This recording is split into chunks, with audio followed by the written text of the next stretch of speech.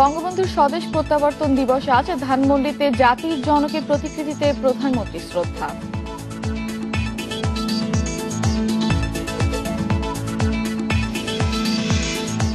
প্রায় 2 মাস পর সিসিইউ থেকে কেবিনে খালেদা জিয়া, অবস্থার উন্নতি হয়নি বলছেন চিকিৎসকেরা।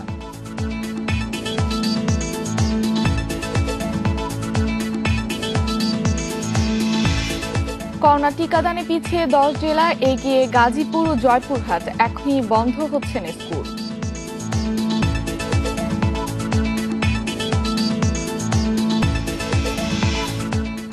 নিউ ইয়র্কে আবাসিক ভবনে আগুনে শিশু সহ 19 জন নিহত, আহত 63, আশঙ্কাজনক কয়েকজন।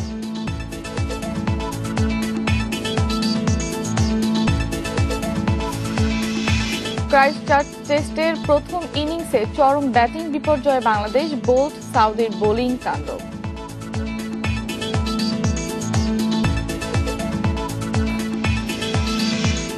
স্বাগত সকাল 9টার 1 ঘন্টার বিরতিহীন সংবাদের সঙ্গে আছি আমি ফারহান আলম এবং আমি শাফাদ্দিন ফরিদ। জানাচ্ছিলাম প্রধান শিরোনামগুলো, এবারে বিস্তারিত। আজ 10 জানুয়ারি জাতির জনক বঙ্গবন্ধু শেখ মুজিবুর রহমানের স্বদেশ প্রত্যাবর্তন দিবস। 1972 সালের এই দিনে পাকিস্তানের কারাগার থেকে মুক্ত হয়ে স্বাধীন বাংলাদেশে ফেরেন তিনি। বিশ্লেষকদের মতে প্রত্যাবর্তনের পর বঙ্গবন্ধুর দূরদর্শী নেতৃত্বে মাত্র 3 মাসের মধ্যে নিজ দেশে ফেরে ভারতীয় সেনাবাহিনী।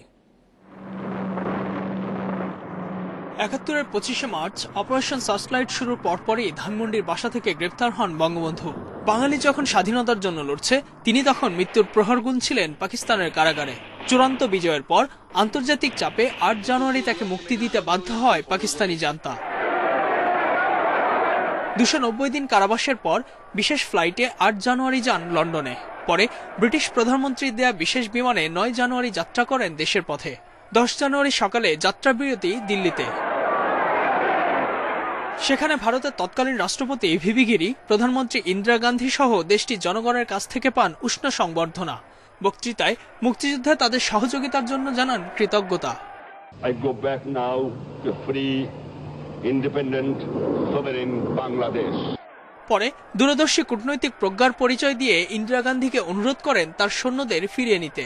যদি বঙ্গবন্ধু যদি না আসতো তাহলে আজকে ভারতীয় সৈন্য যেত কিনা সেটারও প্রশ্ন ছিল। 3 লাখ সৈন্য। মিসেস গান্ধী বলছে আমার জন্মদিনে, 7ই মার্চ আমার জন্মদিনে, ওই সময় আপনি বাংলাদেশে আসবেন, তখন কোনো ভারতীয় সৈন্য বাংলার মাটিতে থাকবে না। 17 মার্চ তার 2 দিন আগেই সব ভারতীয় সৈন্য এখান থেকে ইন্ডিয়া চলে গেছে।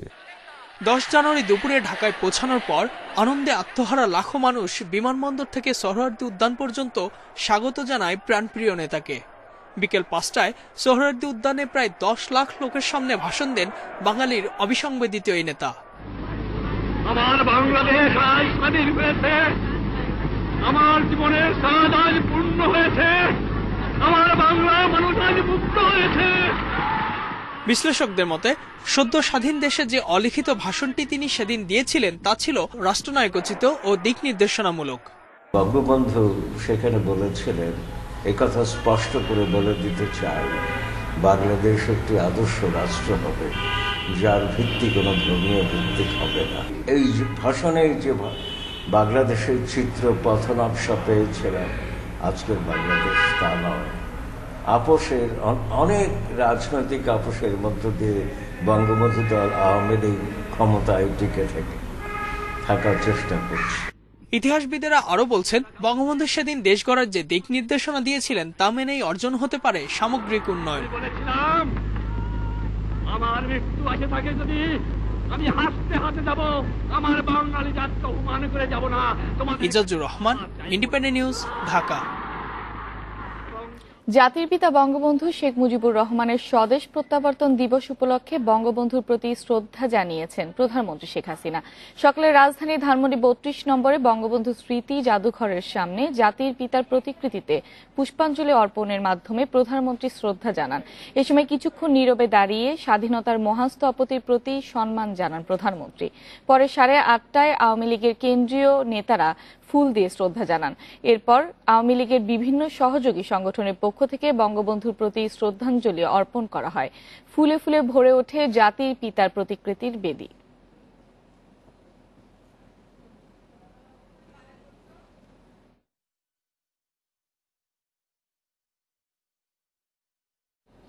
স্বদেশ প্রত্যাবর্তন দিবসে আরো খবর জানাতে ধানমন্ডি থেকে আমাদের সাথে যোগ দিচ্ছেন সহকর্মী শাহাদাত স্বপন। স্বপন, কোন কোন রাজনৈতিক নেতারা সেখানে উপস্থিত আছেন আর ওখানকার সার্বিক পরিস্থিতি সম্পর্কে আমাদের জানাবেন।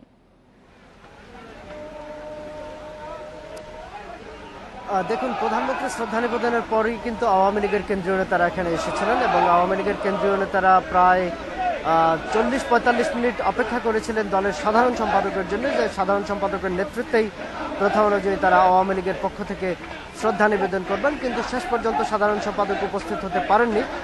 আমরা খোঁজ নিয়ে জানতে পেরেছি যে ওনার শরীরটা কিছুটা খারাপ হয়তো, অর্থাৎ এখানে আসার মতো তিনি পরিস্থিতি তার ছিল না, এই জন্যই তিনি শেষ পর্যন্ত আসেননি এবং পরবর্তীতে প্রেসিডিয়াম সদস্য মতিয়া চৌধুরীর নেতৃত্বে আওয়ামী লীগের সদস্যরা এখানে শ্রদ্ধা নিবেদন করেন।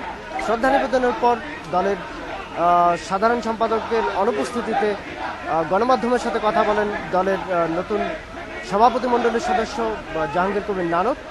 জাহাঙ্গীর কবির নানক যেটি বলেছেন যে মূলত যে আজকের দিনের যে স্পিরিট, সেই স্পিরিটটি মূলত যে বঙ্গবন্ধু যে স্বপ্নে এই দেশকে স্বাধীন করেছিলেন, অর্থাৎ সোনার বাংলা, সেই সোনার বাংলা গড়ার প্রত্যয় ব্যক্ত করেছেন যে শেখ হাসিনার দৃঢ় নেতৃত্বে তারা যে কোনো মূল্যে বঙ্গবন্ধুর স্বপ্ন বাস্তবায়ন করে যাবেন এবং সেই বাস্তবায়নের যে যাত্রা, সেই যাত্রাকে মসৃণ রাখার জন্য তারা সর্বতভাবে চেষ্টা করে যাবেন, এই প্রত্যয় জাহাঙ্গীর কবির নানক ব্যক্ত করেছেন আওয়ামী লীগের পক্ষ থেকে।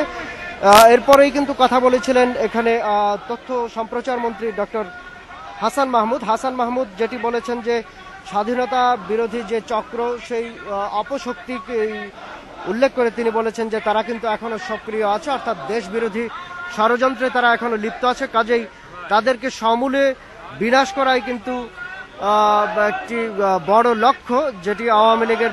তিনি যেটি বলছেন যে আজকের যে দিন, এই দিনের এটি হওয়া উচিত আওয়ামী লীগের প্রত্যয় যে কোনো মূল্যে স্বাধীনতা বিরোধী চক্রকে বিনাশ করে দেশকে উন্নতি এবং সমৃদ্ধির দিকে এগিয়ে নিতে হবে। এরপরেই কিন্তু আওয়ামী লীগের অন্যান্য যেসব সহযোগী সংগঠনের নেতারা তারা এখানে এসেছেন এবং সেই ধারাটি কিন্তু এখন পর্যন্ত অব্যাহত আছে। এই মুহূর্তে আমরা দেখতে পাচ্ছি স্বাধীনতা চিকিৎসক পরিষদ বা সাচিবের পক্ষ থেকে শ্রদ্ধা নিবেদন করা হচ্ছে। আওয়ামী লীগের সব সহযোগী সংগঠনের পক্ষ থেকে কিন্তু শ্রদ্ধা নিবেদন করা হয়ে গেছে, কিন্তু অন্যান্য যেসব সামাজিক সাংস্কৃতিক সংগঠন আছে তারাও কিন্তু শ্রদ্ধা নিবেদন করছে। বিপুল মানুষের সমাগম ধানমন্ডির 32 নম্বরে হয়েছে এবং দেখবেন যে 32 নম্বরে বঙ্গবন্ধুর যে প্রতিকৃতি, সেই প্রতিকৃতির সামনের বেদিটি কিন্তু ফুলে ফুলে ছেয়ে গেছে। মানুষের শ্রদ্ধা ভালোবাসায় ফুলে ফুলে বঙ্গবন্ধুর প্রতিকৃতি ছেয়ে গেছে এবং সবাই এখানে আসছেন, তারা তাদের মতো করে আজকের দিনের স্মৃতিচারণ করছেন। মূলত আজকের দিনের যে স্পিরিট, সেই স্পিরিটটি তারা অনেকেই বলেছেন যে বঙ্গবন্ধুর যে 1972 সালে আজকের এই দিনে যে ফিরে এসেছিলেন, সেদিনই কিন্তু বাংলাদেশ 16ই ডিসেম্বর বাংলাদেশ যে বিজয় অর্জন করে এসেছিল, সেই বিজয়ের পরিপূর্ণতা পেয়েছিল 10ই জানুয়ারি 1972 সালে, যেদিন জাতির পিতা বঙ্গবন্ধু শেখ মুজিবুর রহমান ফিরে এসেছিলেন তার স্বপ্নের স্বাধীন বাংলায়। তো সেই যে ইতিহাসের যে একটি ক্ষণ, সেই যে একটি গুরুত্বপূর্ণ ক্ষণ, সেই ক্ষণের যে গুরুত্ব, সেই গুরুত্ব কিন্তু যুগে যুগে কালে কালে আমাদের যে প্রজন্ম, সেই প্রজন্ম থেকে প্রজন্মের মাঝে ছড়িয়ে দেওয়ার যে একটি লক্ষ্য, সেই লক্ষ্য কিন্তু আজকের এই দিনটি, সেই লক্ষ্যে কিন্তু আজকের এই দিনটিকে গুরুত্ব দিয়ে যথাযোগ্য মর্যাদায় কিন্তু স্মরণ করা হয়। আজকের এই যে আয়োজন, এই আয়োজনের পাশাপাশি কিন্তু সারা দেশব্যাপী বিভিন্ন আয়োজন করেছে আওয়ামী লীগের অঙ্গ সহযোগী সংগঠনগুলো। পাশাপাশি আগামীকাল কেন্দ্রীয় আওয়ামী লীগের পক্ষ থেকে একটি আলোচনা সভার আয়োজন করা হয়েছে। সেই আলোচনা সভায় আওয়ামী লীগের সভাপতি প্রধানমন্ত্রী শেখ হাসিনা থাকবেন এবং তার সভাপতিত্বে কিন্তু সেই সভাটি অনুষ্ঠিত হবে। সেখানেও কিন্তু আজকের এই দিনের তাৎপর্য তুলে ধরা হবে এবং এই দিনের যে ঐতিহাসিক গুরুত্ব, সেই গুরুত্বও কিন্তু সেখানে স্থান পাবে।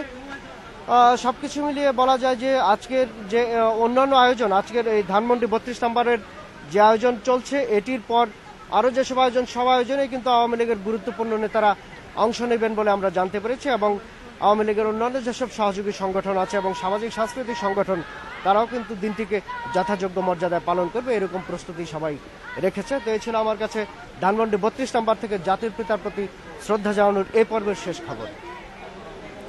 57 দিন পর সিসিইউ থেকে হাসপাতালের কেবিনে স্থানান্তর করা হলো বিএনপি চেয়ারপারসন খালেদা জিয়াকে। রোববার রাত 8:30টার দিকে বিএনপি চেয়ারপারসনকে তার মেডিকেল বোর্ডের সুপারিশে এভারকেয়ার হাসপাতালের কেবিনে নেওয়া হয়। বিএনপি প্রধানের চিকিৎসক অধ্যাপক ডক্টর এজেডএম জাহিদ হোসেন জানিয়েছেন, খালেদা জিয়ার শারীরিক অবস্থার কোনো উন্নতি হয়নি, তার অবস্থা আগের মতোই আছে। সবগুলো প্যারামিটার আগের মতোই ওঠানামা করছে। কেবিনে তার জন্য সিসিইউর সব সুবিধা রাখা হয়েছে। 13 নভেম্বর এভারকেয়ার হাসপাতালের কেবিনে ভর্তির পরদিনই লিভার সিরোসিসে আক্রান্ত হন খালেদা জিয়া। তার অবস্থার অবনতি হলে তাকে সিসিইউতে নেওয়া হয়।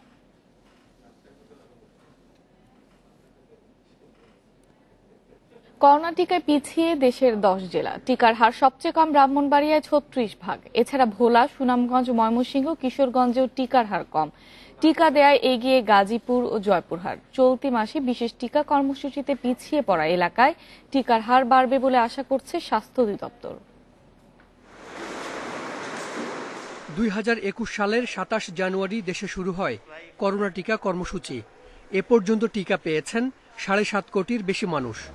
এখন প্রতিদিন টিকা পাচ্ছেন 10 লাখের বেশি। রাজধানীতে প্রথম শুরু হলেও টিকাদানে এগিয়ে গাজীপুর। টিকা পেয়েছেন জেলার 63% মানুষ। এরপরই জয়পুরহাটে 58, মেহেরপুর 56 ও বাগেরহাটে 55% বাসিন্দা টিকা পেয়েছেন। আর ঢাকার অবস্থান পঞ্চম, টিকা নেয়ার হার 54। টিকায় বেশ পিছিয়ে ব্রাহ্মণবাড়িয়া, হার 36। এছাড়া ভোলা, সুনামগঞ্জ, ময়মনসিংহ ও কিশোরগঞ্জে টিকা পেয়েছেন 37% মানুষ। 11 জেলায় টিকা নেয়ার হার 50-এর বেশি হলেও 10 জেলায় এই হার 40%-এরও কম। নির্বাচনী কার্যক্রমের জন্য টিকা কর্মসূচি একটু ব্যাঘাত ঘটেছে। কিছু জনগোষ্ঠী প্রবাসী, তাদেরকে আমরা টিকার আওতায় আনতে পারিনি। টোটাল জনগোষ্ঠীর অনুপাতে আমাদের টিকা কার্যক্রম কম দেখাচ্ছে। এই মুহূর্তে আমরা আরো টিকা কার্যক্রম বেগবান করছি, যে আমাদের যে টার্গেট আগামী 31 মার্চের মধ্যে আমরা 70% জনগোষ্ঠীকে প্রথম ডোজ টিকার আওতায় আনব। সবার জন্য টিকা নিশ্চিত করতে সারা দেশে চলছে বিশেষ কর্মসূচি। চলতি মাসেই পিছিয়ে পড়া এলাকায় টিকার হার বাড়বে বলে আশা স্বাস্থ্য অধিদপ্তরের। অন্যথায় নেওয়া হবে আলাদা কর্মসূচি। প্রত্যন্ত যে চরাঞ্চল বা হার্ড টু রিচ যে এরিয়াগুলো আছে, সেখানেও কিন্তু বিশেষ ক্যাম্পেইন করা হয়েছে।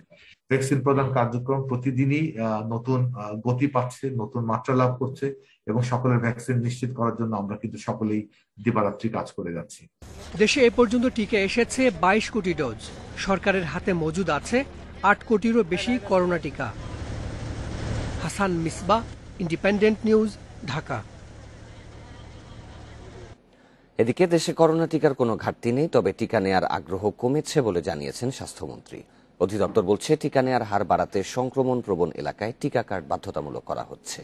এদিকে ভিন্ন কেন্দ্র থেকেও বুস্টার ডোজ নেওয়া যাবে বলে জানিয়েছে স্বাস্থ্য বিভাগ।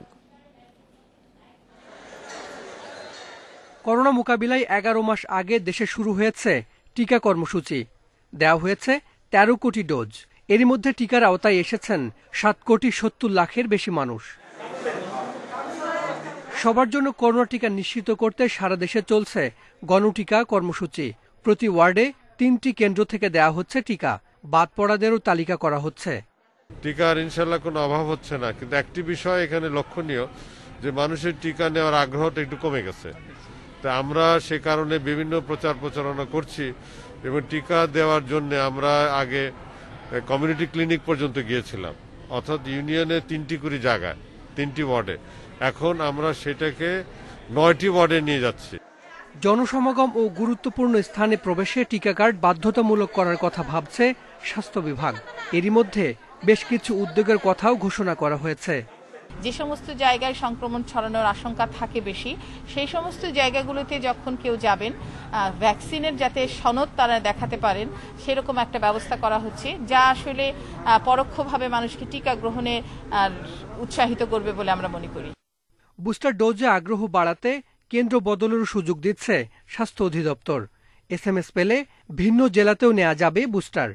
তিনি যে কেন্দ্রে রেজিস্ট্রেশন করেছেন সেই কেন্দ্র থেকে যদি তার নামে একটা SMS আসে, তাহলে উনি ওনার নিকটবর্তী যে কোনো কেন্দ্র থেকে বুস্টার ডোজের টিকাটা গ্রহণ করতে পারবেন। দেশে এ পর্যন্ত 21 কোটি ডোজ করোনা টিকা এসেছে। সরকারের হাতে মজুদ আছে 6 কোটির বেশি। হাসান মিসবাহ, ইন্ডিপেন্ডেন্টের হাতে মজুদ আছে 6 কোটির বেশি। Hasan Misbah, independent news, Dhaka. School বন্ধের সিদ্ধান্ত এখনই নেওয়া হচ্ছে না, পরিস্থিতি নিবিড়ভাবে পর্যবেক্ষণ করা হবে। কোভিড সংক্রান্ত জাতীয় কারিগরি পরামর্শ কমিটির সঙ্গে শিক্ষামন্ত্রীর বৈঠকে সিদ্ধান্ত হয়েছে। বৈঠকের বিষয়ে সোমবার সকালে সংবাদ সম্মেলন করবেন শিক্ষামন্ত্রী দীপু মনি। বৈঠকে স্কুলগুলোতে আরো কড়াভাবে স্বাস্থ্যবিধি মানার বিষয়ে আলোচনা হয়। এর আগে শিক্ষামন্ত্রী বেশ কয়েকটি অনুষ্ঠানে জানান, স্কুল খোলা রাখার সর্বোচ্চ চেষ্টা চলছে। সীমিত পরিসরে এখন শ্রেণী কার্যক্রম চলছে। এরই মধ্যে একাদশ শ্রেণীতে ভর্তি কার্যক্রম শুরু হয়েছে। রাষ্ট্রপতির সঙ্গে সংলাপে সার্চ কমিটি নয়, সরাসরি নির্বাচন কমিশন গঠনে আহ্বান জানিয়েছে কৃষক শ্রমিক জনতা লীগ। তবে তার আগে সব দলের আলোচনার আহ্বানও জানিয়েছে দলটি। রোববার সন্ধ্যায় দলের সভাপতি বঙ্গবীর কাদের সিদ্দিকীর নেতৃত্বে 8 সদস্যের প্রতিনিধি দল বঙ্গভবনে বৈঠক করেন রাষ্ট্রপতির সঙ্গে। এ সময় সার্চ কমিটি গঠন না করে যোগ্য ব্যক্তিদের দিয়ে সরাসরি নির্বাচন কমিশন গঠনে জোর দেয় তারা। এদিকে সময় নির্ধারিত থাকলেও সংলাপে আসেনি বাংলাদেশ মুসলিম লীগ।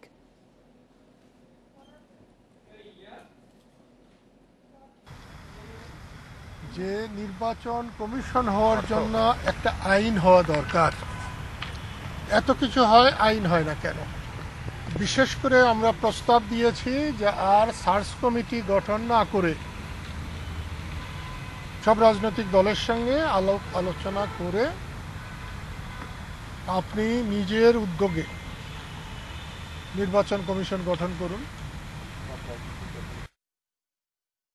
সঙ্গে ইসি গঠনের সংলাপে বসতে 17 জানুয়ারি আমন্ত্রণ পেয়েছে আওয়ামী লীগ। সেদিন বিকেল 4টায় বঙ্গভবনে যাবেন দলটির নেতারা। আওয়ামী লীগের দপ্তর সম্পাদক বিপ্লব বড়ুয়া চিঠি পাওয়ার বিষয়টি নিশ্চিত করেছেন। তিনি জানান, আওয়ামী লীগের পক্ষ থেকে সর্বোচ্চ 10 জনকে বঙ্গভবনে যাওয়ার অনুরোধ করা হয়েছে। 14 ফেব্রুয়ারি শেষ হচ্ছে বর্তমান কমিশনের মেয়াদ। নতুন ইসি গঠনে নিবন্ধিত রাজনৈতিক দলগুলোর সঙ্গে সংলাপে বসছেন রাষ্ট্রপতি।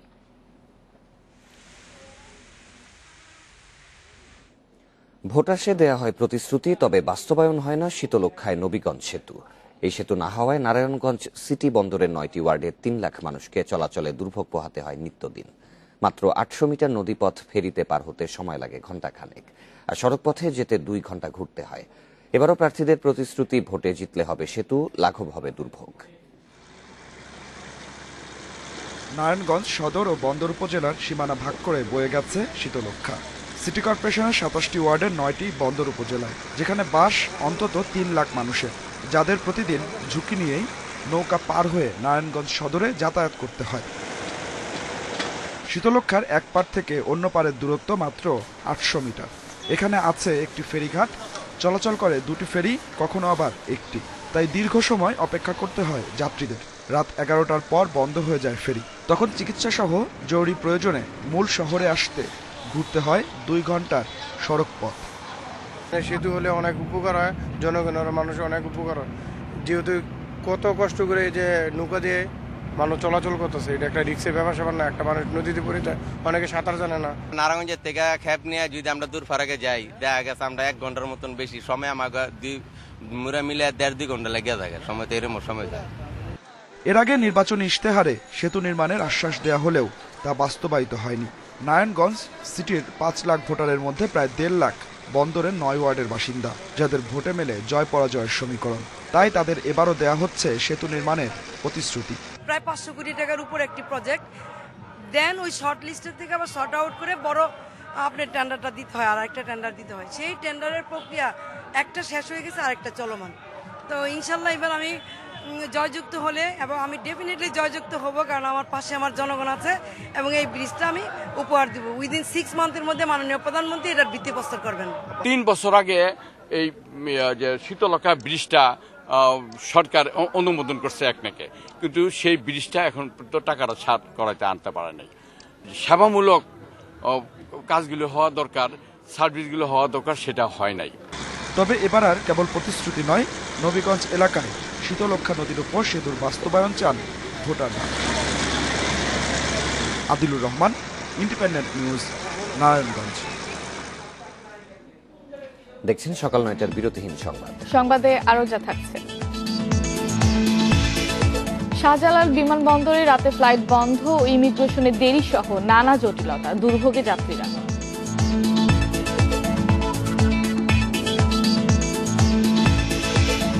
ডেল্টা ও ওমিক্রন দুই ধরনের মিশ্রণের নতুন করোনা ধরন শনাক্ত, সাইপ্রাসে নামকরণ ডেল্টা ক্রোন।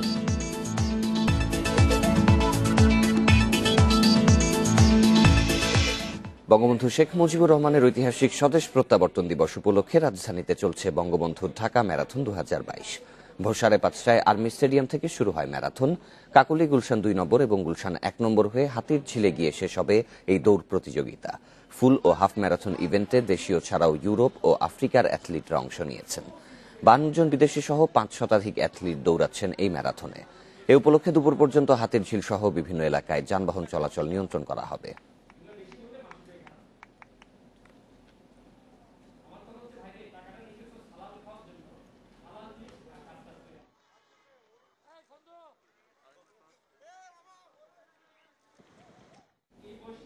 ঢাকা ম্যারাথনের বিষয়ে আরো জানাতে এবার রাজধানীর হাতির ঝিল এলাকা থেকে যোগ দিচ্ছেন সহকর্মী মাজহারুল ইসলাম। মাজহারুল, দুটি ইভেন্ট হওয়ার কথা, হাফ এবং ফুল ম্যারাথনে, এই মুহূর্তে একটিও শেষ হয়েছে কিনা এবং বিজয়ী নামগুলো জানতে পেরেছেন কি? সেখানকার সার্বিক পরিস্থিতি কেমন?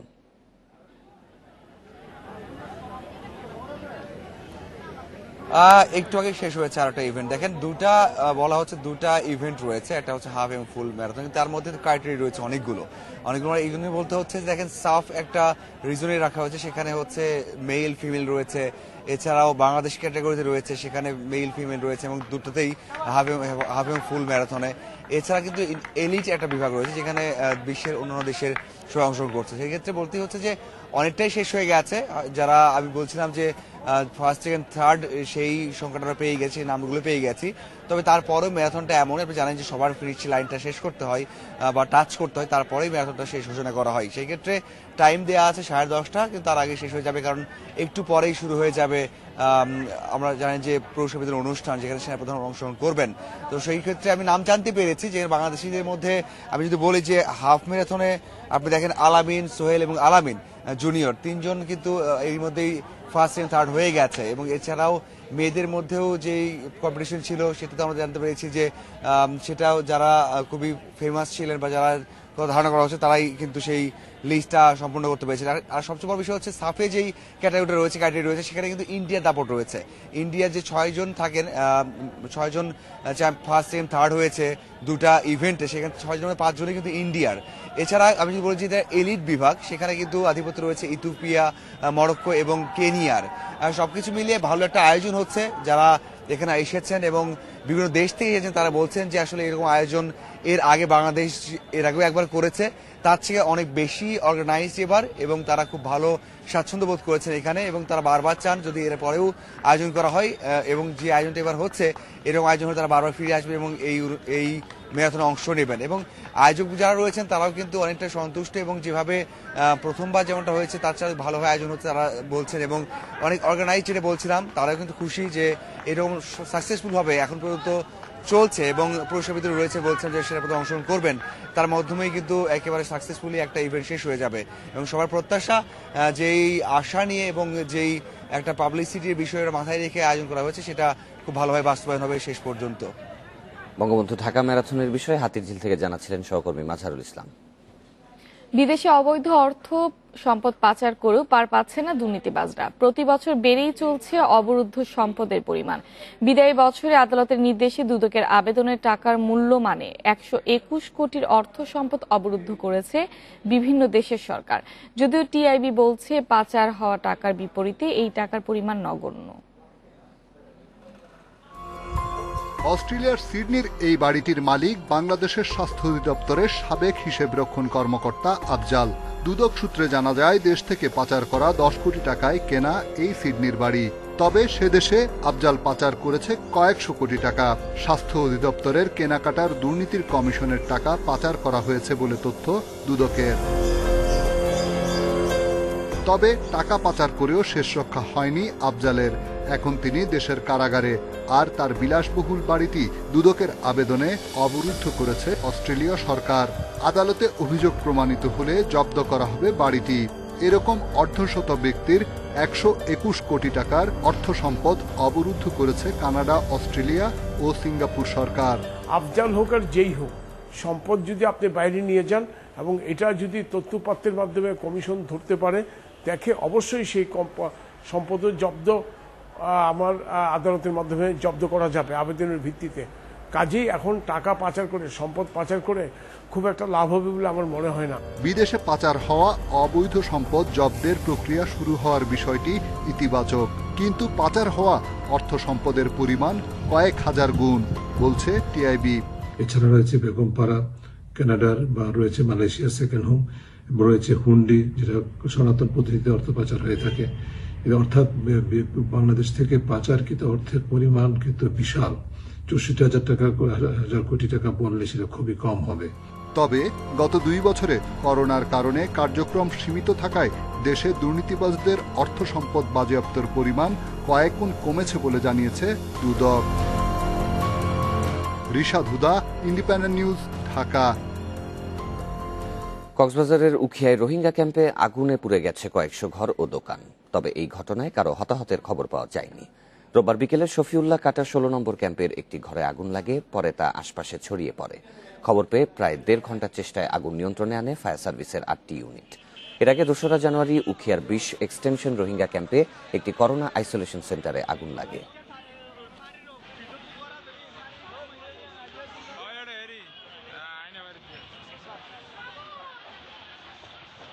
আমরা একটা তদন্ত কমিটি গঠন করব। তদন্ত কমিটি গঠন করে আগুনের লাগার কারণ এবং ক্ষয়ক্ষতি যে পরিমাণটা হয়েছে এটা আমরা নির্ধারণ করব পর্যালোচনা করে। এটা এখনই আপনাকে কিছু বলতে পারবো না, এটা পরবর্তীতে আপনাদেরকে আমরা জানিয়ে দেব। শাহজালাল আন্তর্জাতিক বিমানবন্দরে 2 মাস ধরে রাতে 8 ঘন্টা ফ্লাইট বন্ধ থাকায় যাত্রী চাপ বেড়েছে 1.5 গুণ। এতে ফ্লাইট সূচি বিঘ্ন হওয়া, ট্রলি সংকট, ইমিগ্রেশনের দীর্ঘ লাইন সহ সীমাহীন দুর্ভোগে যাত্রীরা। কর্তৃপক্ষ বলছে পরিস্থিতি সামাল দিতে এরই মধ্যে 70 জন ট্রলিম্যান নিয়োগ, ইমিগ্রেশনের জনবল বাড়ানো সহ নতুন চেকিং মেশিন স্থাপন করা হয়েছে। করোনা সতর্কতায় হযরত শাহজালাল আন্তর্জাতিক বিমানবন্দরে প্রবেশ, বোর্ডিং, চেকিং, ইমিগ্রেশন সহ নানা আনুষ্ঠানিকতা শেষ করতে একজন যাত্রীর সময় লাগছে 3 থেকে 4 ঘন্টা। আর সংযুক্ত আরব আমিরাতগামী যাত্রীদের বিমানবন্দরে করোনা পরীক্ষার বাধ্যবাধকতা থাকায় ব্যয় করতে হচ্ছে 8 থেকে 9 ঘন্টা পর্যন্ত। স্বাভাবিক সময়ে বিমানবন্দরে 24 ঘন্টায় 20,000 যাত্রী পারাপারের সক্ষমতা থাকলেও রাতের ফ্লাইট বন্ধ থাকায় দিনে বেড়েছে যাত্রী চাপ। এতে বিমানবন্দর ঘিরে নানা অভিযোগ যাত্রীদের। বসার জায়গা নাই, খাওয়ার জায়গা নাই, প্রস্রাবের জায়গা নাই, অনেক কষ্ট হইতেছে। আমরা প্রবাসী এত কষ্ট হয় মানে বলার বাহিরে। এখানে আমাদের স্বাস্থ্য কমপ্লেক্স একটা ফর্ম দেওয়ার কথা, এটা দেওয়া হয়নি। এখানে একজনের কাছে জিজ্ঞাসা করছে যে ভাই পিসিআর টেস্ট কোথায় দেয়, তো উনি বলছে যে মানে আমরা লাইনে দাঁড়াইতে হবে না, আমরা সব রেডি করে দেব, 1000 টাকা করে নেবে। বিমানবন্দরের সক্ষমতা বাড়াতে এরই মধ্যে 70 জন ট্রলিম্যান নিয়োগ দেওয়ার পাশাপাশি বাড়ানো হয়েছে ইমিগ্রেশন পুলিশের সংখ্যাও। সেই সঙ্গে গ্রিন চ্যানেলে বসানো হয়েছে নতুন চেকিং মেশিন। সিকিউরিটি এগুলি করতে তো সময় লাগে, 2 থেকে 3 ঘন্টা সময় লাগে। তো everything has some own certain time. এক জায়গায় বিলম্ব হলে পরবর্তী অ্যাকশনগুলো বিলম্ব হয়ে যায়। তো আমরা পিসিআর ল্যাবকে বলেছি তো আমরা যেন তারা যেন রিপোর্টগুলো তাড়াতাড়ি দেয়, তাহলে আমাদের আর কোনো যাত্রীদের কোনো বিলম্ব থাকবে না। আমরা শুধু দেখতেছি যে যাত্রীর ভোগান্তিটা, কিন্তু আমরা যে কি পরিমাণ এয়ারপোর্টে কষ্ট করতে হচ্ছে এই যে এতগুলো যাত্রী সেবা দেওয়ার জন্য, এটা কিন্তু আসলে ঠিক ফুটে উঠে নাই। তবে আমরা দুঃখ প্রকাশ করি যে আমরা যতই যাত্রী দেই না কেন, আমাদের চেষ্টা আছে যেন যাত্রীরা স্বাচ্ছন্দ্যে চলাফেরা করতে পারে। বেবিচক বলছে ট্রলি সংকট কাটাতে ফেব্রুয়ারির মধ্যেই আসছে 2,500 নতুন ট্রলি। সেই সঙ্গে রাতের ফ্লাইট স্বাভাবিক হলে যাত্রী সেবা শতভাগ দেয়া সম্ভব হবে। Sohel Rana, independent news, Dhaka. ঘরের কাছে বাণিজ্য মেলা হওয়ায় খুশি রূপগঞ্জ ও কালীগঞ্জবাসী। তারা বলছেন আগের মেলা অনেক দূরে থাকায় খুব একটা যাওয়া হতো না তাদের। পাশাপাশি মাসব্যাপী এই মেলায় এলাকার অর্থনীতি কিছুটা হলেও গতি পাবে বলে আশা প্রকাশ করছেন তারা। এদিকে সপ্তাহ পার হলেও তেমন জমে ওঠেনি বেচাকেনা। শেরেবাংলা নগর নয়, এবার ঢাকা আন্তর্জাতিক বাণিজ্য মেলা বসেছে 25 কিলোমিটার দূরে পূর্বাঞ্চলে বাংলাদেশ চায়না ফ্রেন্ডশিপ এক্সিবিশন সেন্টারে। কাছাকাছি বাণিজ্য মেলা হওয়ায় খুশি রূপগঞ্জ ও কালীগঞ্জবাসী। মাটিতে আসছে এই মেলা থেকে 1.5 কিলো দূরে আমার বাড়ি, তো এই উপসরি আমার জন্মস্থান, সেই হিসাবে আজকে সবচেয়ে বাড়ির পাশে মানে বাড়ির দরজা হিসাবে বাণিজ্য মেলা আমরা পাইছি, আমরা খুব আনন্দিত। খুবই আনন্দ লাগছে, খুবই ভালো লাগছে। আজ প্রথম আসলাম আমি, আরো আসবো, এখন অনেক ভালো লাগছে। অনেকের জন্য সুবিধা হয়েছে, দূর দূরান্ত থেকে চতুর্দিক থেকে মানুষ আসে এবং যেই রাস্তাঘাট হচ্ছে মানুষ অনেকের জন্যই সুবিধা হয়েছে। দূর দূরান্ত থেকে চতুর্দিক থেকে মানুষ আসে এবং যেই রাস্তাঘাট হচ্ছে মানুষ ভবিষ্যতে এখানে আইসা ঘোরাফেরা আনন্দ উল্লাস করতে পারবে। মেলার কারণে আশেপাশের লোকজনের ব্যস্ততা বাড়ার পাশাপাশি অর্থনৈতিকভাবে লাভবান হচ্ছেন অনেকে। বিক্রি বাড়া এখন বেশি হচ্ছে, আগের চাইতে এখন অনেক বেশি। আগে 3,000 এখন বেশি 10,000 টাকা। আগে তো এখানে খালি জায়গাই ছিল, তো সেক্ষেত্রে পূর্বাঞ্চলের পলট ব্যক্তি যেমন এই যে আমাদের বাণিজ্য মেলা হওয়াতে এখানে মানুষের অর্থনৈতিকভাবে যথেষ্ট প্রভাব ফেলতেছে। এখানের মানুষ আগের চেয়ে অনেক ডেভেলপ হচ্ছে। অন্য সব বছর মেলায় 400 থেকে 500টি স্টল ও প্যাভিলিয়ন থাকলেও এবার রয়েছে 225টি। কোভিডের নতুন ধরন ওমিক্রনের সংক্রমণ বাড়তে থাকায় বিদেশি কোম্পানিগুলোর উপস্থিতি কিছুটা কম। প্রতিদিন সকাল 10টা থেকে রাত 9টা পর্যন্ত মেলা চলবে, আর ছুটির দিনে রাত 10টা পর্যন্ত দর্শনার্থীদের জন্য উন্মুক্ত থাকবে এ মেলা। আল আমিন হোসেন, ইন্ডিপেন্ডেন্ট নিউজ, ঢাকা। অল্প সময়ের ব্যবধানে দ্বিগুণ বেড়েছে বাংলাদেশ শিপিং কর্পোরেশনের শেয়ারের দাম। এর যৌক্তিক কারণ খুঁজতে প্রাথমিক তথ্য যাচাই শুরু করেছে নিয়ন্ত্রক সংস্থা Bangladesh securities and exchange commission. প্রয়োজনে অধিকতর তদন্ত করা হবে বলছে সংস্থাটি। পুঁজিবাজারে তালিকাভুক্ত প্রতিষ্ঠানের শেয়ারের দাম কমা বা বৃদ্ধি স্বাভাবিক ঘটনা। তবে সমুদ্রপথে পণ্য পরিবহনের রাষ্ট্রীয় মালিকানার সংস্থা বাংলাদেশ শিপিং কর্পোরেশনের শেয়ারের দাম গত 23 ডিসেম্বর থেকে টানা বাড়ছে। 11 কার্যদিবসে 49 টাকা থেকে 105 টাকায় ঠেকেছে বিএসসির শেয়ারের দাম। এ সময় দৈনিক শেয়ারটির লেনদেন 7 লাখ থেকে 91 লাখ ছাড়ায়। তথ্য বিশ্লেষণে দেখা যায় গত কয়েক মাসে বিএসসিতে প্রাতিষ্ঠানিক বিনিয়োগকারীদের শেয়ার ধারণ বেড়েছে 11%-এরও বেশি। অন্যদিকে কমেছে সাধারণ বিনিয়োগকারীদের শেয়ার। প্রাথমিক তথ্য সংগ্রহ করছি, যদি দেখা যায় এটাই 10 দিনের ঘটনা ঘটেছে, তা আমরা মনে করছি যে এটি হয়তোবা একটি গুরুত্বপূর্ণ বিষয় হয়ে দাঁড়াতে পারে। সেটি যদি আমরা নিশ্চিত হই তখনই আমরা আনুষ্ঠানিক তথ্য অনুসন্ধান এবং পরবর্তীতে তদন্তের প্রয়োজন হলে তদন্ত করব। কারণ এটি আমার কাছে মনে হয়েছে যে এটি খুব দ্রুত সময়ে বৃদ্ধি পেয়েছে। তার যুক্তিগুলো আমি বোঝার চেষ্টা করছি। গত 2 বছর প্রতিষ্ঠানটি শেয়ার প্রতি 1 টাকা করে নগদ লভ্যাংশ দেয় বিনিয়োগকারীদের, যা শতকরা বিনিয়োগের হিসাবে 2 থেকে 2.5%। চলতি বছরের প্রথম প্রান্তিকে বিএসসি শেয়ার প্রতি আয় করেছে 4 টাকার ওপরে। ফ্রেট চার্জেস যখন বেড়ে যাচ্ছে তখন সেটা তার শিপিং কোম্পানিগুলোর টপ লাইনে ইফেক্ট করবে, তাদের রেভিনিউ বাড়বে। কিন্তু সাথে সাথে এটাও ভুলে গেলে চলবে না, ফিউয়েল প্রাইসও বেড়েছে, কস্ট বিভিন্ন ইনফ্লেশনারি প্রেশারের কারণে কস্ট অফ অপারেশনও বেড়ে গেছে। সুতরাং এইটা আসলে একটা জেনারেলাইজ ধারণা নিয়ে কাজ করাটা ডিফিকাল্ট হবে। নতুন বছরের শুরুতে পুঁজিবাজারে চাঙ্গা ভাবের নেতৃত্ব ছিল হাতে গোনা কয়েকটি কোম্পানির। তার মধ্যে সরকারি কোম্পানির আধিপত্য ছিল বেশি। Hari Saha, independent news, Dhaka. 4 lane হচ্ছে রামপুরা আমুলিয়া ডেমরা সড়ক। মূল সড়ক নির্মাণে খরচ ধরা হয়েছে 2100 কোটি টাকা। এর পুরোটাই দিচ্ছে চায়না কনসোর্টিয়াম কোম্পানি। আর অফিস স্থানান্তর ও জমি অধিগ্রহণে সরকার দিচ্ছে 1200 কোটি টাকা। রোববার রাজধানীর একটি হোটেলে এ নিয়ে চুক্তি করেছে সড়ক ও জনপথ অধিদপ্তর। রামপুরা আমুলিয়া ডেমরা 13.5 কিলোমিটার দৈর্ঘ্যের সড়কটি 4 লেনে উন্নীত করতে একটি চীনা প্রতিষ্ঠানের সঙ্গে চুক্তি করেছে সড়ক ও জনপথ অধিদপ্তর। চুক্তিমতে প্রকল্পটি নির্মাণের সময় ধরা হয়েছে 4 বছর, আর বিনিয়োগ তুলে নিতে কোম্পানিকে সময় দেওয়া হবে 21 বছর। সহায়ক প্রকল্পের ব্যয় 1200 কোটি টাকা। প্রকল্প বাস্তবায়নে প্রায় 26 হেক্টর জমি অধিগ্রহণ করা হবে, যার জন্য বরাদ্দ রয়েছে প্রায় 700 কোটি টাকা। 9 মাসের মধ্যে আমাদের একটা বাধ্যবাধকতা আছে সব রেডি করে দেয়া। তো এর মধ্যে কন্ট্রাক্ট সাইনিংয়ের পরে যারা আমাদের প্রাইভেট ইনভেস্টর তারা তাদের ফাইন্যান্স এনশিওর করবে, কোনো ফাইন্যান্সিয়াল অর্গানাইজেশনের সাথে তারা চুক্তি করবে এই কাজটা বাস্তবায়নের জন্য। সেটা সেই পর্যায়ে শেষ হলে সেটাকে বলে কমার্শিয়াল ক্লোজার আর কি। কমার্শিয়াল ক্লোজারের পরে মূলত কাজ শুরু হবে। সড়ক পরিবহন ও মহাসড়ক বিভাগের সচিব জানান, সব মিলিয়ে খরচ হবে 2100 কোটি টাকা। এর মধ্য থেকে জমি অধিগ্রহণের 700 কোটি টাকা দেবে সরকার। সার্ভিস লেন সহ সড়কটি হবে এক্সপ্রেসওয়ে।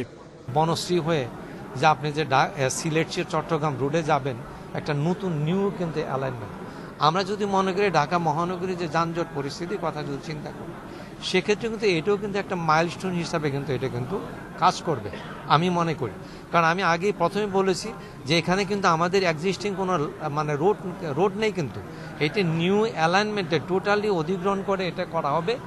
4 লেনের সড়কটি বাস্তবায়ন হলে এ পথে ঢাকা চট্টগ্রাম এবং ঢাকা সিলেট মহাসড়কের সাথে সংযোগ হবে, আর দিনে চলাচল করতে পারবে অন্তত 40,000 যানবাহন। আল আমিন হোসেন, ইন্ডিপেন্ডেন্ট নিউজ, ঢাকা।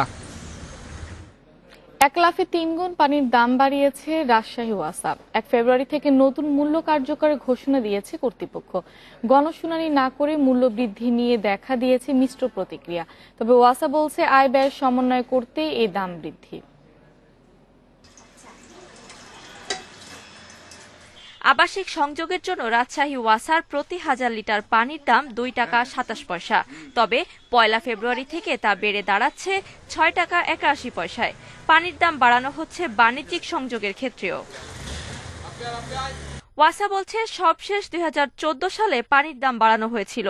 উৎপাদন খরচ ও আয় ব্যয়ের সঙ্গে সমন্বয় করেই পানির দাম বাড়ানো হয়েছে। ফলে এ সিদ্ধান্ত থেকে সরে আসার কোনো সুযোগ নেই। রাজশাহী ওয়াসার যে বোর্ড আছে সেখানে সম্মানিত যারা সদস্য আছেন তারা নিজেরা একটি গবেষণা করে চিন্তাভাবনা করে জনগণের মানে সার্বিক অবস্থা বিবেচনায় নিয়ে একটি যৌক্তিক একটি মূল্য নির্ধারণ করেছি, যেটি আমরা সরকারের অনুমোদন পেয়েছি। সরবরাহ করা পানির মান নিয়ে নানা অভিযোগ রয়েছে নগরবাসীর। সম্প্রতি পানি পরীক্ষা করে ব্যাকটেরিয়া পেয়েছে জনস্বাস্থ্য বিভাগ। মান ঠিক না করেই দাম বাড়ানো নিয়ে প্রশ্ন তুলছেন অনেকে। ওয়াসার পানি এখনো আমরা খাওয়া তো দূরের থেকে গোসলও করা খুব দুষ্কর হয়ে যায়। আমাদের পুরো মলার পরে খাড়ার ঘা যে ওয়াসার বিল একেবারে এক লাফে যে 3 গুণ বাড়ে আবাসিক এবং বাণিজ্যিক ক্ষেত্রে 3 গুণ বৃদ্ধি করা, এটা আমি মনে করি এটা এক অমানবিক। ওয়াসা বলছে রাজশাহীর পানিতে প্রাকৃতিকভাবে আয়রন ও ম্যাঙ্গানিজের পরিমাণ বেশি। তবে ভূ উপরস্থ পানি শোধনাগার স্থাপনের মেগা প্রকল্প বাস্তবায়ন হলেই সুপেয় পানি সরবরাহ করা সম্ভব হবে। Independent news desk. এ নিয়ে আরো জানতে রাজশাহী থেকে আমাদের সাথে যুক্ত হচ্ছেন সহকর্মী মাইনুল হাসান। মাইনুল, পানির দাম বাড়ায় সাধারণ মানুষের আসলে প্রতিক্রিয়া কি, আর এই ব্যাপারে আসলে ওয়াসা কি বলছে? হঠাৎ করেই পানির দাম হঠাৎ করে বলতে একেবারে সুপেয় পানি শতভাগ নিশ্চিত না করে ওয়াসা যে পানির দাম 1 লাফে 3 গুণ বাড়ানোর যে ঘোষণাটি দিয়েছেন আগামী 1 ফেব্রুয়ারি থেকে, সেটিতে কিন্তু মানুষের মধ্যে মিশ্র প্রতিক্রিয়া দেখেছি আমরা। সাধারণ যে আবাসিক থেকে শুরু করে বাণিজ্যিক সব ক্ষেত্রেই কিন্তু মানুষের মধ্যে কিন্তু ক্ষোভ বিরাজ করছে। আমরা আবাসিকে যারা আছে তাদের সাথে কথা বলছি, তারা বলছে যে ওয়াসার যে প্রতিশ্রুতি নিয়ে 2010 সালের 1 আগস্ট স্থাপিত হয়েছিল, সেইটি তাদের সে প্রতিশ্রুতি তারা রাখেনি। এখনো ওয়াসার যে পানি, সেই পানিতে আয়রনের পরিমাণ অনেক বেশি, তারা ব্যবহার করতে পারে না, কাপড় কাচতে পারে না। এই ধরনের অভিযোগ কিন্তু বরাবরই হয়ে থাকে। এবং সম্প্রতি একটি গবেষণা দেখা গেছে ওয়াসার যে পানি সরবরাহ করা হয় সেটিতে ক্যালিফর্ম নামের একটি ব্যাকটেরিয়া আছে, যেটি মানবদের জন্য ক্ষতিকর। এত কিছুর পরেও একেবারে সুপেয় পানি নিশ্চিত না করে তাদের যে পানি বৃদ্ধির দাম, এইটিতে সাধারণ নগরবাসী একেবারে ভালো চোখে দেখছেন না। ব্যবসায়ীরা যেমন বলছেন যে তারা এর মধ্যে করোনা কাল কাটিয়ে কেবল তারা ঘুরে দাঁড়াতে শুরু করেছেন। এর মধ্যে পানির দাম হঠাৎ করে আবাসিকে 9 টাকা 8 পয়সা বাড়ানো, অর্থাৎ যে পানি ছিল 4 টাকা 54 পয়সা, সেটি এখন করা হচ্ছে 13 টাকা 62 পয়সা। তো এইটি বাড়ানোতে তারা আর্থিকভাবে ক্ষতিগ্রস্ত হবে এবং তারা বলছে যে অবশ্যই ওয়াসাকে এই বিষয়টি বিবেচনা করা দরকার। এবং বেশ কিছু সামাজিক সংগঠনের নেতৃত্বের সাথে আমার কথা হয়েছে, তারা বলছে যে এই যে পানির দাম বাড়ানোর বিষয়ে যদি গণশুনানি করা হতো, সাধারণ মানুষের মতামত না হতো, ওয়াসা কি ধরনের কার্যক্রম করছে সেটি সবাইকে জানানো হতো, কেন বাড়ানো হচ্ছে এই বিষয়টি যদি জানানো হতো, এরপরে যদি বাড়ানো হতো, তাহলে কিন্তু মানুষের মধ্যে যে মিশ্র প্রতিক্রিয়া সেইটি হতো না। তারা বলছে যে পানির দাম যদি পুনর্বিবেচনা না করা হয়, বিভিন্ন সামাজিক সংগঠনের পক্ষ থেকে বৃহত্তর আন্দোলনে তারা হুঁশিয়ারি দিয়েছেন। তবে ওয়াসা কর্তৃপক্ষ বলছে তাদের এই রাজশাহী থেকে এতক্ষণ আমাদের সাথে যুক্ত ছিলেন মাইনুল হাসান। ঝালকাঠির কাঠালিয়া উপজেলায় বিশুদ্ধ পানির অভাবে দুর্ভোগে 3 ইউনিয়নের 60,000 মানুষ। লবণ পানির কারণে এসব এলাকায় বসানো যাচ্ছে না গভীর নলকূপ। তাই বাধ্য হয়ে বৃষ্টি, পুকুর ও ডোবার পানি পান করা সহ দৈনন্দিন কাজে ব্যবহৃত হয় এই পানি। দূষিত পানি পান করে ছড়িয়ে পড়ছে পানিবাহিত নানা রোগ ব্যাধি। ঝালকাঠির উপকূলীয় অঞ্চল পাটিখাল ঘাটা, চেচিরামপুর ও আমুয়ার কিছু অংশ বঙ্গোপসাগরের কাছাকাছি হয় নলকূপ দিয়ে লবণাক্ত পানি ওঠে। 3টি ইউনিয়নে 96টি অগভীর নলকূপের মধ্যে অকেজো রয়েছে 8টি। 1980 সাল থেকে এ পর্যন্ত সরকারিভাবে পানির ফিল্টার বসানো হয় 172টি। এগুলো প্রায় সবই অকেজো। তাই দুর্গম ওই এলাকার স্বল্প আয়ের মানুষ নোনা পানি দিয়েই দৈনন্দিন কাজ করছেন। 70 বছরই পানির সমস্যায় ভুগি আমরা। বৃষ্টির দিনে আসলে একটু বৃষ্টির পানি সংগ্রহ করে খাই এবং রান্না করি। যখন পানি শেষ হয়ে যায়, বৃষ্টির পানি এবং পুকুরের পানি শুকিয়ে যায়, তখন আমরা খুব সমস্যা করি। আর এলাকা নানা রকমের সময় রোগ ব্যাধি দেখা যায়। ইউএনও বলছেন শহর থেকে গ্রামে পাইপলাইনের মাধ্যমে কিংবা বিকল্প পদ্ধতিতে সুপেয় পানি সরবরাহের চেষ্টা চলছে। আমাদের ইউনিয়নগুলোতে ওই গ্রহণযোগ্য মাত্রা থেকে অনেক বেশি লবণ আসে, যার কারণে আমরা এখানে টিউবওয়েল বাড়াতে পারি না। এবং ইউনিয়ন পর্যায়ে পানি সরবরাহের জন্য সেন্ট্রালি একটা আমাদের স্থাপনা তৈরি করছেন, যেটা প্রথমে উপজেলা পর্যায়ে শুরু হবে। লবণাক্ত পানি পান করলে নানা জটিল রোগে আক্রান্ত হওয়ার শঙ্কা রয়েছে বলে জানালেন চিকিৎসক। কিডনি ফেল করতে পারে, প্রেশার বেড়ে যেতে পারে এবং অন্যান্য আরো শারীরিক সমস্যা দেখা দিতে পারে। তো এই এলাকায় মানুষের সুপেয় পানির খুবই অভাব। তো এই এলাকায় আমরা স্বাস্থ্য ব্যবস্থা আমরা কার্যক্রম করে যাচ্ছি। জনস্বাস্থ্য প্রকৌশল অধিদপ্তরের বরিশাল জোনাল ল্যাব একটি ইউনিয়নে পানির পরীক্ষা চালিয়ে 2.5 থেকে 3,000 ppm পর্যন্ত লবণাক্ততা শনাক্ত করে। তবে 1 থেকে 1,500 ppm পর্যন্ত লবণাক্ত পানি মানবদেহে সহনশীল। Independent news desk. লক্ষ্মীপুরের 58টি ইউনিয়ন পরিষদের মধ্যে প্রায় অর্ধেকেরই নেই নিজস্ব ভবন। ভাড়া করা অপরিসর কক্ষে চলছে বিভিন্ন কার্যক্রম। এতে জনপ্রতিনিধি ও পরিষদের কর্মীদের যেমন সমস্যায় পড়তে হয়, তেমনি ভোগান্তি পোহাতে হয় সেবা গ্রহীতাদের। লক্ষ্মীপুর সদরের দালাল বাজার ইউনিয়ন পরিষদের কার্যক্রম চলছে ভাড়া করা ভবনে। ছোট্ট একটি কক্ষে কোনো রকমে চলছে গ্রাম আদালতের কার্যক্রম। চেয়ারম্যান, সচিব ও সদস্যদের আলাদা কক্ষে বসার কথা থাকলেও এক কক্ষেই বসতে হয় সবাইকে। 9টা ইউনিয়নের 4-5টা ইউনিয়নের কোনো ইউনিয়ন কমপ্লেক্স নাই। এই কারণে চেয়ারম্যানেরা ইচ্ছা মতো তাদের কেউ বাড়িতে যাতে কেউ বাজারে বিভিন্নভাবে এলোপাতারি বসে, মানুষ সেবা নিতে পারতেছে না। ভাড়া করা ভবনও নেই চররমণী মোহন ইউনিয়ন পরিষদে। নিজ বাসাতে কাজ চালিয়ে নেন চেয়ারম্যান। জেলার মোট 27টি ইউনিয়ন পরিষদের অবস্থায় কম বেশি এমন। আমাদের ইউনিয়নটা নতুন হওয়ার কারণ, যেহেতু আমরা কোথাও কোনো স্থান না পাওয়ার কারণ আমার নিজস্ব বাড়িতে বিল্ডিংয়ে আমি ইউনিয়ন পরিষদ বা পরিচালনা করি। অফিস না থাকায় জন্ম ও মৃত্যু সনদ, ভোটার আইডি কার্ড সহ নানা দাপ্তরিক কাজ চলে বিভিন্ন অস্থায়ী জায়গায়, যার কারণে ভোগান্তিতে পড়তে হয় সেবা গ্রহীতাদের। শুধু আসলে বসতে পারি না স্যার, টেবিল নাই, পরিশোধ নাই, ঠিক আছে। আমার জিনিসপত্রগুলো সবাই লাগবে না, রাখার মতো ওইরকম স্কোপ নাই। তবে লক্ষ্মীপুর 2 আসনের সংসদ সদস্য জানিয়েছেন জেলার ইউনিয়ন পরিষদ কমপ্লেক্স প্রকল্পের কাজ অনেকটাই এগিয়েছে।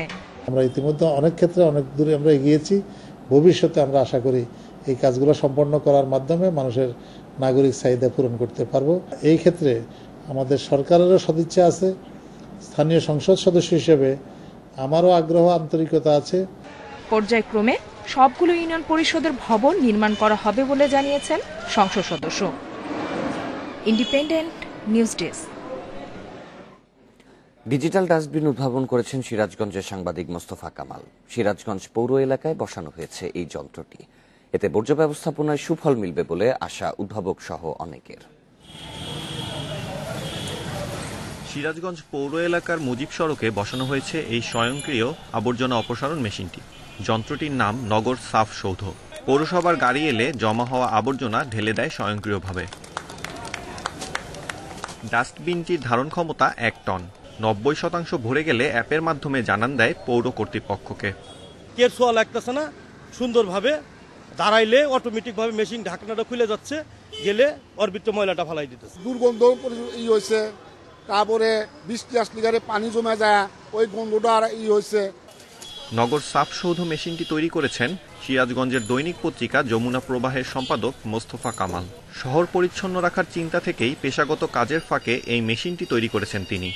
আমরা অনেক চালাইছি এটা এবং এত সহজ করছি, এটা স্টিল রোপ দিয়ে অটোমেশন করছি, হাইড্রোলিককে আমরা অ্যাভয়েড করছি এই কারণে যে এটা অত্যাধিক টেকসই একটা প্রযুক্তি হোক।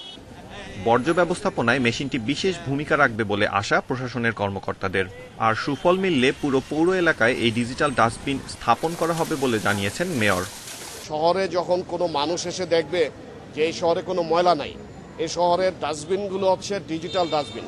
তাহলে কিন্তু সিরাজগঞ্জ জেলার সুনাম সারা বাংলাদেশে ছড়িয়ে যাবে। এটা যদি ভালো হয় আমি সিরাজগঞ্জের প্রত্যেক শহরে রাস্তায় লাগানোর চেষ্টা করব।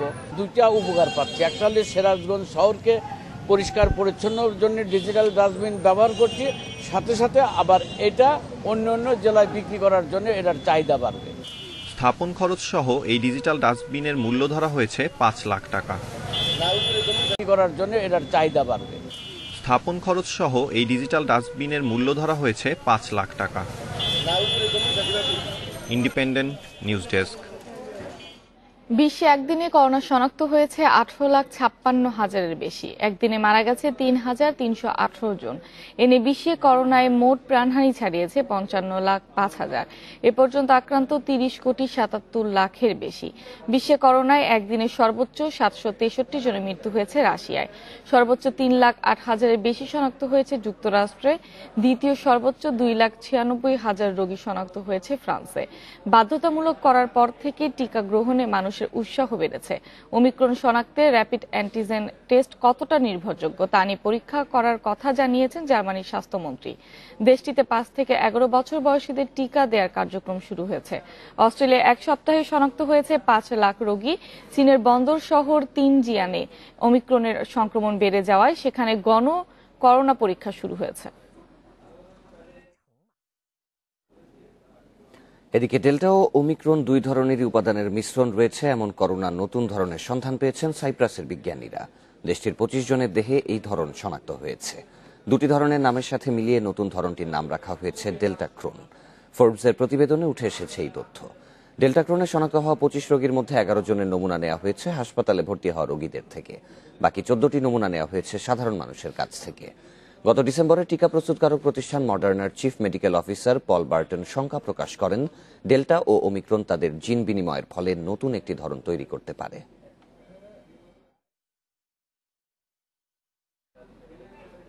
উত্তেজনার মধ্যে ইউক্রেন ইস্যুতে আজ যুক্তরাষ্ট্রের সাথে বৈঠক করবে রাশিয়া। জেনেভায় বৈঠকটি অনুষ্ঠিত হওয়ার কথা রয়েছে। এর আগে রুশ উপপররাষ্ট্রমন্ত্রী সের্গেই রিয়াবকভ জানান যুক্তরাষ্ট্র ও পশ্চিমা বিশ্বের চাপ ও হুমকির মুখে ছাড় দেবে না মস্কো। ওয়াশিংটন ন্যাটোর পক্ষ থেকে পাওয়া ইঙ্গিত হতাশাজনক বলছেন তিনি। বৈঠকে যুক্তরাষ্ট্রের নেতৃত্ব দেবেন পররাষ্ট্র প্রতিমন্ত্রী ওয়েন্ডি শেরম্যান। এছাড়া বুধবার ব্রাসেলসে ন্যাটো ও বৃহস্পতিবার ভিয়েনায় Organization for Security and Cooperation in ইউরোপের সাথেও রাশিয়ার বৈঠকের কথা রয়েছে। যুক্তরাষ্ট্রের নিউ ইয়র্কে একটি আবাসিক ভবনে ভয়াবহ আগুনে 9 শিশুসহ অন্তত 19 জন নিহত হয়েছে। এই ঘটনায় আহত আরও 63 জন। তাদের মধ্যে 13 জনের অবস্থা আশঙ্কাজনক।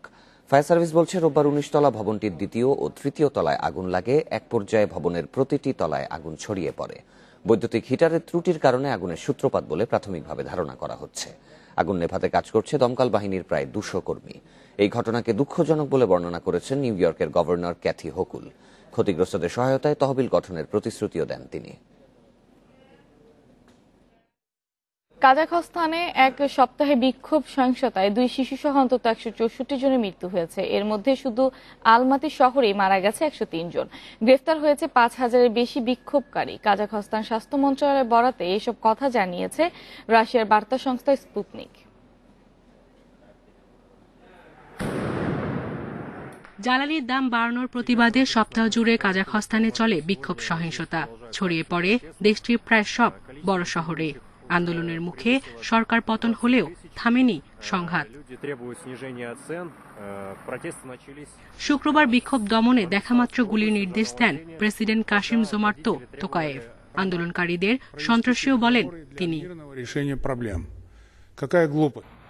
রোববার কাজাখস্তানের স্বরাষ্ট্র মন্ত্রণালয়ের বরাতে রুশ বার্তা সংস্থা স্পুতনিক জানিয়েছে সাম্প্রতিক সহিংসতায় দেশটিতে 150-র বেশি মানুষের মৃত্যু হয়েছে।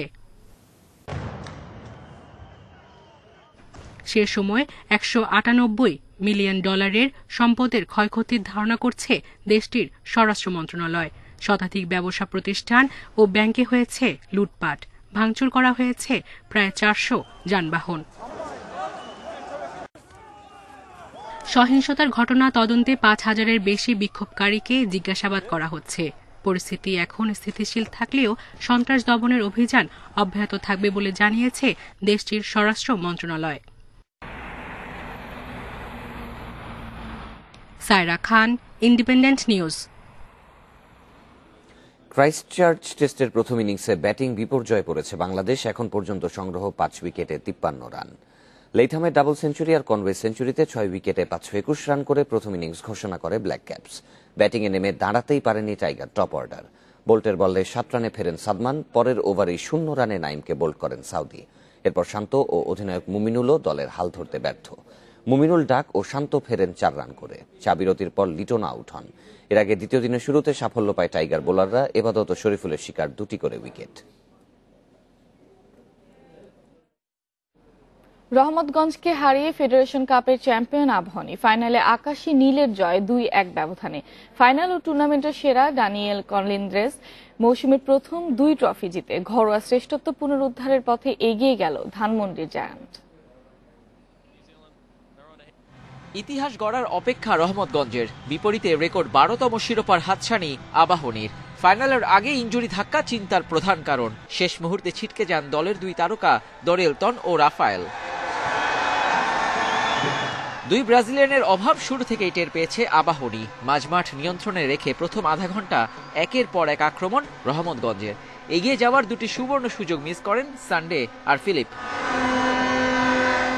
সময় গড়াতে ছন্দ খুঁজে পায় আকাশী নীল। নিষ্প্রভ কলিন্দ্রেস হঠাৎই খোলস থেকে বেরিয়ে আসেন, তবে সহজ সুযোগটি মিস করেন অধিনায়ক জীবন। মিনিট 10 পর রাকিবের দারুণ প্রচেষ্টা পূর্ণতা পায়নি গোলকিপারের দৃঢ়তায়। তবে প্রথমার্ধের যোগ করা সময় আবাহনী সমর্থকদের নিরাশ করেননি কলিন্দ্রেস। দারুণ রিফ্লেকশনে বল নিয়ন্ত্রণে নিয়ে বাঁ পায়ে বল পাঠান জালে। স্বস্তি নিয়ে বিরতিতে যায় লেমসের দল। দ্বিতীয়ার্ধেও অব্যাহত আবাহনীর দাপট। ব্যবধান দ্বিগুণে খুব বেশি সময় লাগেনি। 64 মিনিটে প্লেসিং শটে লক্ষ্যভেদ রাকিবের। যদিও 6 মিনিট পরেই 1 গোল শোধ দিয়ে ম্যাচ জমিয়ে দেয় রহমতগঞ্জ। ফিলিপ আজহার গোলে নাটকীয় কিছুর অপেক্ষা তখন। তবে বাকি সময় বিপদ হতে দেয়নি আবাহনীর রক্ষণ, পাল্টায়নি ম্যাচেরও ভাগ্য। 12তম শিরোপা জিতে উৎসব ধানমন্ডি জায়ান্টদের। সেই সাথে নিশ্চিত হয় 2023 এএফসি কাপের প্লে অফ স্পট। আবাহনীর মতো ফিরছে আবার। এখন আমাদের সামনে লিগ চ্যাম্পিয়ন হওয়ার টার্গেট। যদি আমরা সেটা হতে পারি তাহলে আমরা শেখ রাসেলের মেবি এর আগে একটা রেকর্ড আছে হ্যাট্রিক চ্যাম্পিয়ন। আমাদের টিমের 2টা মেরুদণ্ড যেটা বলা যায়, রাফায়েল আগুস্তো ডোরিয়ালটা ছিল না, যার কারণে আমরা একটু প্রেসার ছিলাম, কিন্তু আমরা প্রেসার ওভারকাম করে আমরা উইন করেছি। আমার খুব আনন্দ। মৌসুম শুরুর 2 টুর্নামেন্টেই আবাহনীর দাপট। তাতে বসুন্ধরা কিংসও পেল সতর্ক বার্তা। জমজমাট এক প্রিমিয়ার লিগের আভাস মিলছে এবারে। Abidur Rahman, independent news, Dhaka. Federation কাপের সেমিফাইনালে রেফারিং নিয়ে প্রশ্ন তুলেছে সাইফ স্পোর্টিং। এমেরি বাইসিং এর পেনাল্টি গোল বাতিলের ঘটনা নিয়ে আপত্তি জানায় ক্লাবটি। সংবাদ সম্মেলন করে একাধিক দাবিও তুলে ধরেছে তারা। বিদেশি রেফারি দিয়ে গুরুত্বপূর্ণ ম্যাচ পরিচালনা আর ডাগআউটে বাফুফের কার্যনির্বাহী কমিটির কোনো সদস্যের না থাকার দাবি ক্লাবটির। অন্য প্রান্তে ফেডারেশন কাপে আবাহনী সাইফ স্পোর্টিং এর সেমিফাইনাল ছিল রোমাঞ্চে ঠাসা। গোল পাল্টা গোলের ম্যাচে উত্তাপ ছড়ায় পেনাল্টি কাণ্ড। এমেরি বাইসিংয়ে 2বার স্পট কিকে সফল হয়েও দেখেন হলুদ কার্ড। গোল বাতিলের সিদ্ধান্ত রেফারির। ওই গোল হয়ে গেলে লিড হতো 3-1-এ। সাইফ থাকতো শক্ত অবস্থানে। শেষ পর্যন্ত হেসেছে আবাহনী, টাই ব্রেকে রোমাঞ্চে হেরেছে সাইফ। পরবর্তীতে এমেরির পেনাল্টি বিশ্লেষণে কোনো ভুলই ধরা পড়েনি রেফারিং নিয়ে, তাই ক্ষুব্ধ ক্লাবটি। আমরা রেফারির তরফ থেকে একটা অত্যন্ত দৃষ্টিকটু এবং একেবারেই ন্যাক্কারজনক একটা সিদ্ধান্তের শিকার হয়েছি, যা কিনা মোটেও একটা প্রফেশনাল ক্লাব হিসাবে, একটা ডিসিপ্লিন ক্লাব হিসাবে, একটা অলওয়েজ আপনার একটা ফেয়ার গেম খেলা একটা ক্লাবের সাথে এই ধরনের আচরণ করাটা মোটেও যুক্তিযুক্ত হয় নাই। ঘরোয়া ফুটবলে রেফারিং নিয়ে অভিযোগ নতুন কিছু নয়। নানা সময়ে ম্যাচ পাতানোর ঘটনাও নাড়িয়ে দেয় ফেডারেশনকে।